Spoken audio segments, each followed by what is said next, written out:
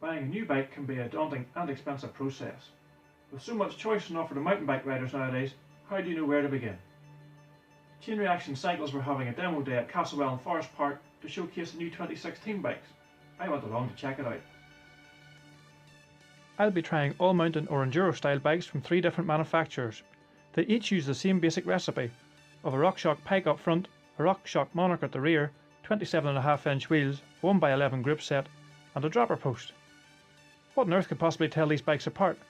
Perhaps more importantly though, how are they going to fare against this?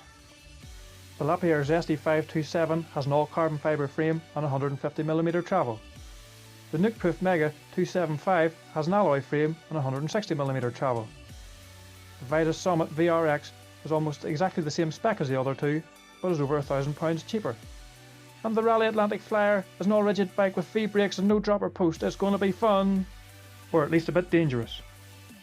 To compare the bikes against the clock, I've created a short Strava segment of 3.4 miles and called it Test Track by. That starts here at the trailhead and uses the Blue Lagoon section of trails, and then a short stretch of fire road links up to the Moorish return to complete a varied loop that should be a good test for all the bikes. First up, let's look at the Zesty. Goodness me, who's that handsome fella? Boy, look at the speed of him, he's away like a rocket. That's some pilot there.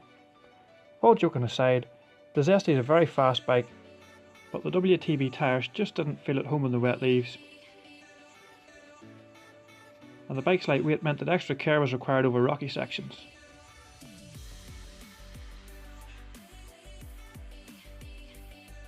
Now let's put the Nukeproof Mega head to head with the Raleigh Atlantic Flyer. The Atlantic Flyer is in the top right hand corner of your screen.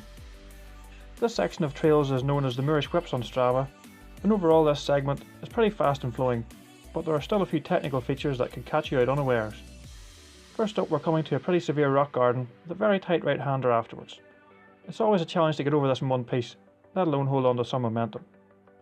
As you can see almost straight away, the full suspension bike soaked that up with ease, and makes much better progress getting out of the corner.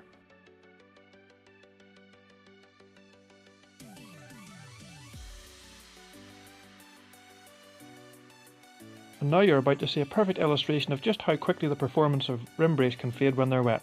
Keep a close eye on the top right hand corner of your screen about now. This was a real close one and definitely a bit of a brown trouser moment. I was just a bit late on the brakes here with the Nukeproof, but that slack head angle and plush front fork got me away with it. It could have been a very different story on the Atlantic Flyer. I'd love to have been able to show you just what the Summit VRX is capable of, but unfortunately some technical issues on the day meant that this is all the onboard footage I got. Sorry guys. But I put some fresh batteries in the camera and we can still have a good look around this yoke as you sat in the paddock. You might be forgiven for thinking that as a Chain Reaction own brand bike, it's a bit like the Tesco value version. But that's not true at all. The research and development and manufacturing seems second to none, and the list of components is top spec. Add to that a great price tag, and how could you say no? I hope they take credit card. Here's a quick comparison of the Strava times, and although factors such as fatigue, catching up on other riders, and maybe a near trip into the bushes might mean that the times aren't 100% accurate, you'll see that overall there's not a million miles between any of the bikes.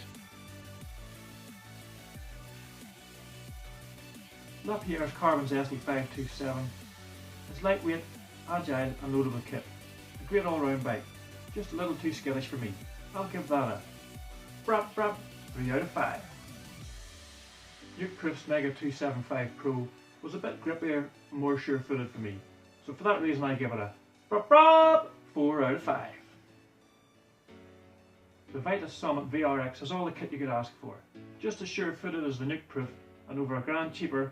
That's where my money would go, so I'll give it a 5 out of 5. You could say my old Raleigh Atlantic Flyer was outgunned in this company, but it still posted some pretty quick times. Its raw simplicity might be unforgiving, but the challenge of riding a very basic bike is one of the best ways to improve your skills. Based on bang for buck and smile factor, it has to get a 5 out of 5. That concludes this little video. Hope you enjoyed it, and I hope to see you on the trail soon. Bye for now.